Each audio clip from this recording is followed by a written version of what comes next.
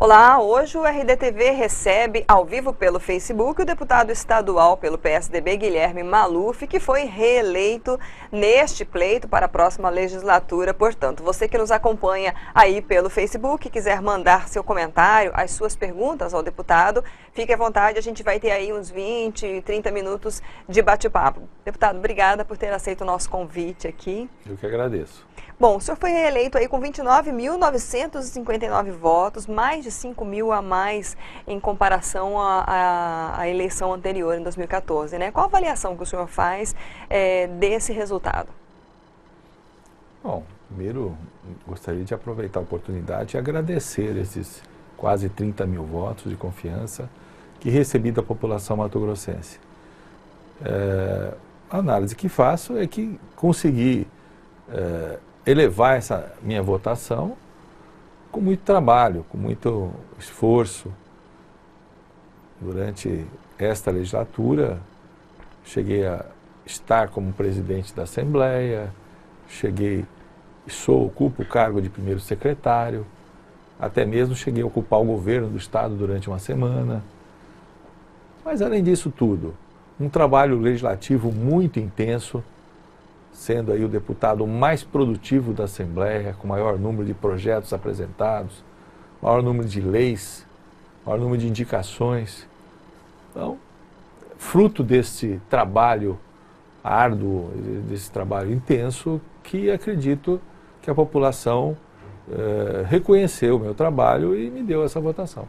Quais são os projetos que o senhor considera assim, mais relevantes que o senhor apresentou para passar aqui para o pessoal da internet que está nos acompanhando? Não, eu apresentei projetos em todos os segmentos: saúde, educação, cidadania, mas algumas leis, como a lei da visão monocular, a lei da fila do SUS, a lei que altera o tamanho da compra direta por parte dos municípios, que estava congelada há muitos e muitos anos, o que facilitou, desburocratizou a compra por parte dos municípios. Isso foi da minha autoria. Na área da educação, apresentei alguns projetos que viraram leis, como a lei da merenda escolar para as crianças portadoras de algumas características diferenciadas, como a diabetes, a doença celíaca. Então foram muitos projetos. Nós recebemos essa semana aqui também o deputado Wilson Santos, do seu partido, né? E fizemos também uma análise quanto ao fato do partido ter apoiado aí um candidato ao governo que foi derrotado, e em nível nacional a mesma situação, né? O senhor acredita que isso prejudica o PSDB, essas derrotas nas majoritárias? Eu acredito que sim, não é que prejudica. Obviamente, quando você tem uma vitória a nível de governo, a nível nacional, o partido acaba expandindo, né? Quando há um movimento, por exemplo, o PSL, do nada saiu aí a ter uma das maiores bancadas no Congresso Nacional. Então, é natural que quem tem uma candidatura majoritária e não se torna vitoriosa, o partido desidrate aí. Então, o PSDB, o que já aconteceu quando o Dante perdeu a eleição para o Senado, quando ele deixou o governo, o partido que tinha 7, 8, 9 deputados reduziu a 1 ou 2. Nós estamos saindo deste pleito sem a nossa cadeira na Câmara Federal, que era do deputado Nilson Leitão, com 2 cadeiras a menos no Parlamento Estadual. Então, o partido desidratou, sim. E agora nós não temos ainda uma repercussão a nível de prefeituras. O PSDB chegou a ter aí 40 prefeitos. Provavelmente isso vai diminuir também. Mas vamos fazer um trabalho para que essa redução seja a menor possível. O senhor concorda com o seu colega que disse que o partido precisa ser refundado?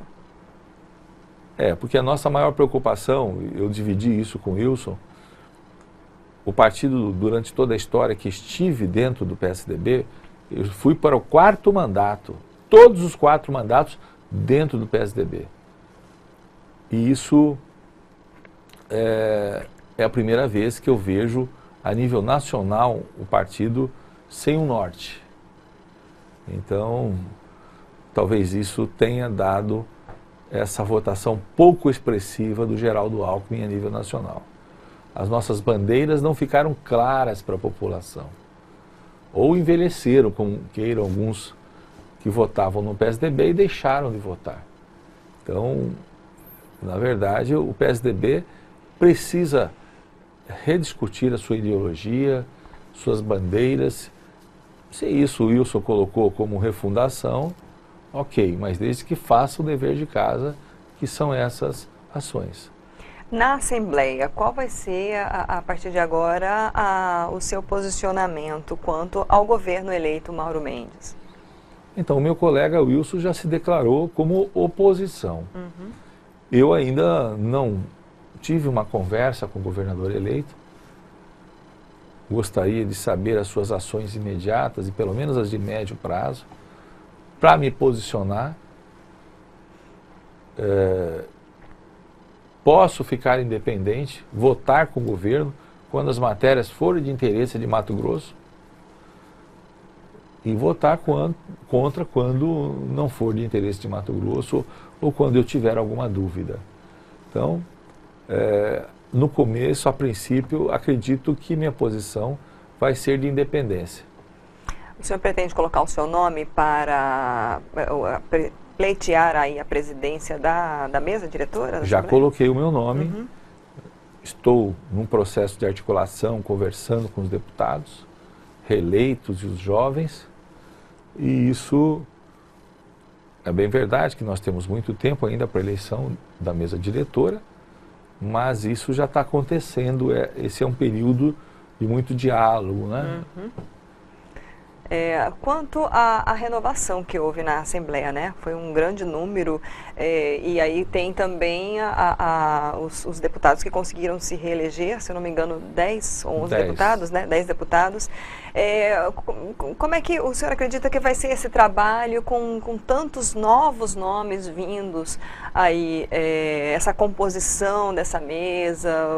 O senhor acha que vai ter uma alteração assim, fundamental na Assembleia quanto aos novos que estão chegando, já que o senhor aí é experiente na Eu acho que mesa diretora, uma renovação dessa, ela não pode ser só de novatos ou só de reeleitos.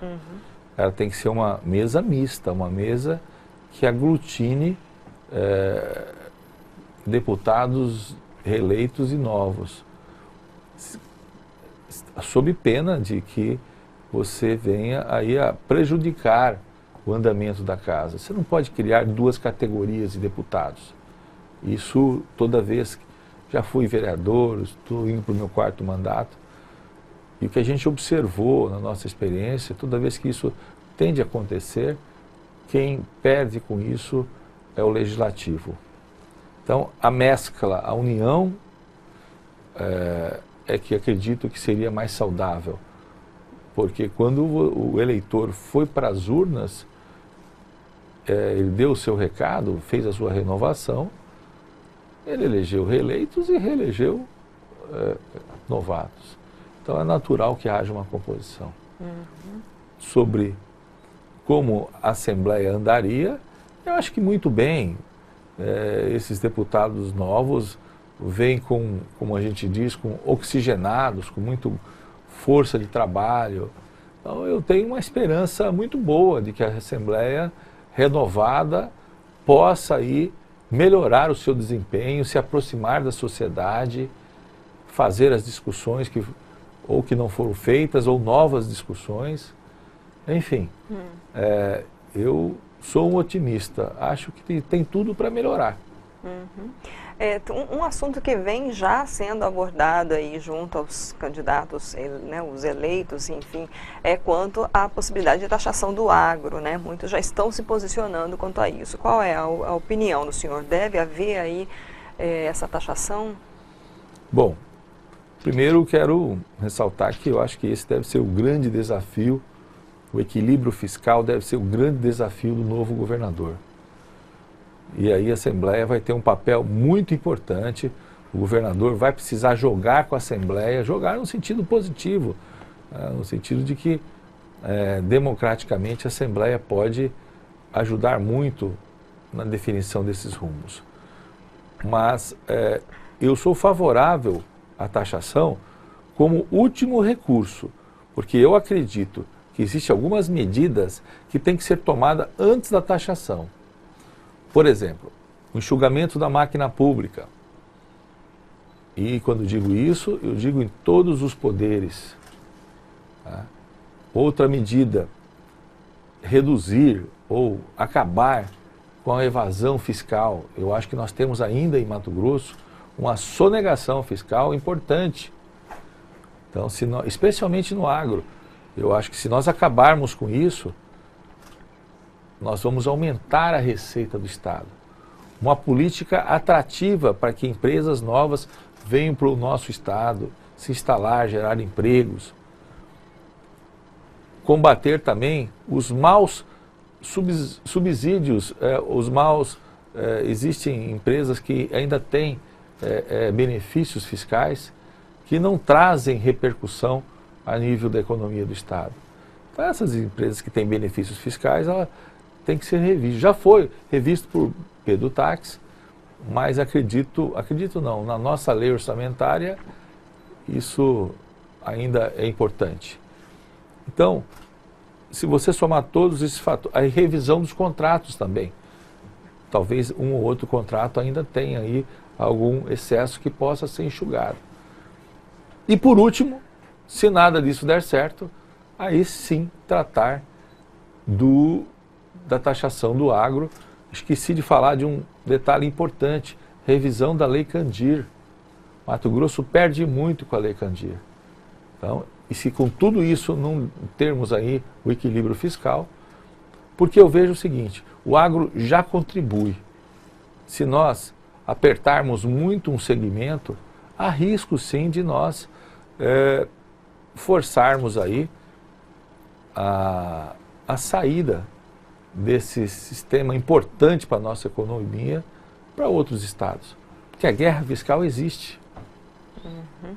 Quando o senhor fala em enxugamento também nos poderes, isso representaria redução do duodécimo também? Redução da máquina pública de uma forma geral. Nem sempre há necessidade de você reduzir o duodécimo. Por quê? E às vezes você não consegue fazer isso. Nós vamos ter no Legislativo, por exemplo, temos que ter previsão para pagamento do RGA.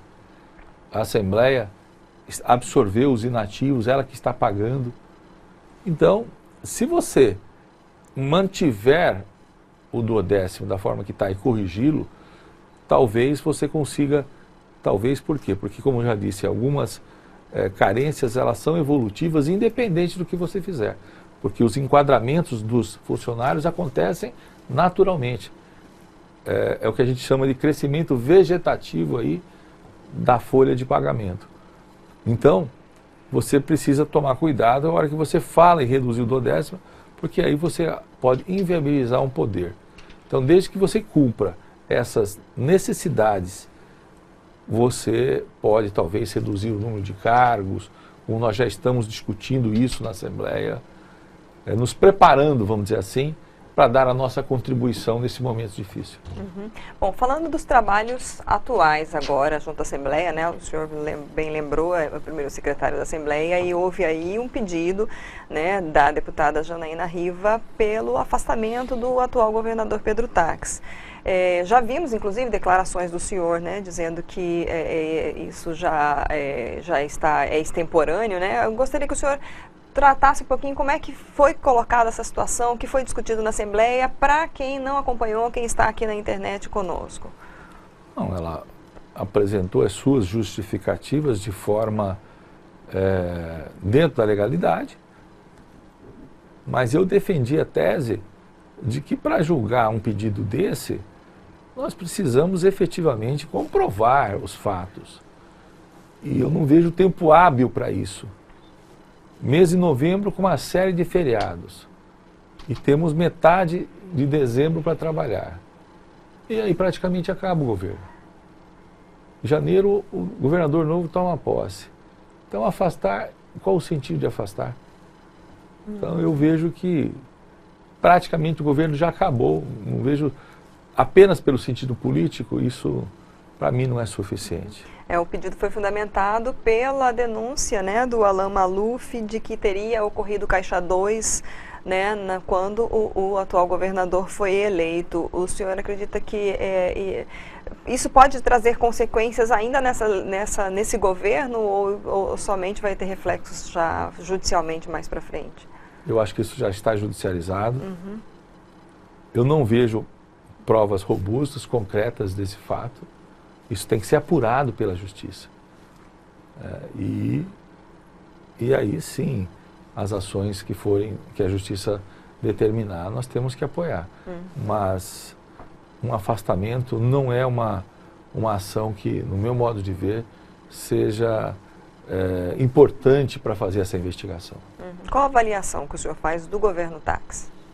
O governo Táxi foi um governo que foi muito... que sofreu muito com a crise nacional, cumpriu rigorosamente os salários dos servidores e não teve esse reconhecimento. Faltou muita articulação política, no meu modo de ver. Experiência do Táxi, por mais que tenha sido senador, mas falhou na área política de uma forma importante, uma comunicação que não mostrou o que o governo dele fez, não levou para a população as suas ações, então dificultou muito a divulgação do seu trabalho. E aquela ação de embasar o seu governo apenas num quadro técnico, isso foi, no meu ponto de vista, foi falha. Você tem que mesclar as duas coisas, tanto a área técnica quanto a área política. O senhor acredita que isso poderia ter sido, digamos, o principal motivo dele não ter sido reeleito? Primeiro governador do estado que não conseguiu reeleição? Não, eu acho que não teve um motivo, são vários motivos. Como já disse, uma crise econômica sem precedente. Um estado que ele recebeu uma série de bombas de efeito retardado, como a gente chama, do governo passado. Então isso tudo somou-se e o resultado foi que a população julgou que deveria ter um novo governador. Bom, deputado, para a gente encerrar, qual a expectativa do senhor para o ano que vem, para o próximo governo federal, né? Foi eleito aí o Jair Bolsonaro. Que tipo de, digamos, de visão o senhor tem para o país e Mato Grosso ali com esse governo, com esse novo governo? Eu acho que o governo vai inaugurar uma nova fase da política brasileira. Um governador de direita, o Brasil passou pela esquerda e agora nós vamos entrar, como alguns países na América do Sul, em governos mais focados na direita. É um governo democrático, sim, mas uma atuação um pouco diferente das que nós convivemos, mas os indicadores, os indicativos são no meu ponto de vista, do país melhorar, do país voltar a crescer, de poder entregar uma política pública de qualidade para a sociedade. Sobretudo, com diminuição da corrupção, indicando, por exemplo, o ministro Moro. Acho que foi muito positiva essa indicação. O país acredita na ação do ministro Moro. Então, eu vejo que o governo Bolsonaro tem a credibilidade necessária para fazer algumas transformações, para poder fazer algumas mudanças fortes que são necessárias. Por exemplo, a questão do sistema de aposentadoria do nosso governo, da nossa população, né? A reforma previdenciária, a reforma tão esperada. previdenciária, exatamente. as duas reformas que são, no meu ponto de vista, muito importantes. A previdenciária e a reforma política. Já houve aí um primeiro passo. Hoje você sabe que apenas 20 partidos conseguiram superar a cláusula de barreiras. Então já temos um enxugamento do número de partidos no Congresso, reduziu aí pelo menos 10. Acho que com o fim das coligações proporcionais e mais algumas ações que o Moro precisa trazer para a discussão, nós possamos aí enxugar pelo menos mais uns 10 partidos. E aí, certamente, a governabilidade vai ficar mais fácil e você consegue agilidade no processo legislativo do nosso país. Ok, muito obrigada pela sua presença aqui, por ter aceito fazer essa entrevista ao vivo. Eu que agradeço. Desejamos uma boa legislatura aí no próximo governo. Obrigada. Nós conversamos hoje com o deputado estadual Guilherme Maluf, do PSDB, que é primeiro secretário na Assembleia Legislativa e foi reeleito também para a próxima legislatura com mais de 29.900 votos. Essa entrevista foi transmitida ao vivo pelo Facebook, foi mais cedo hoje, mas ela também fica disponível na íntegra no nosso canal do YouTube e também nos sites do RDTV e do RD News. Se você não acompanhou desde o início, você pode ir lá, curtir e compartilhar. Obrigada pela audiência, até a próxima.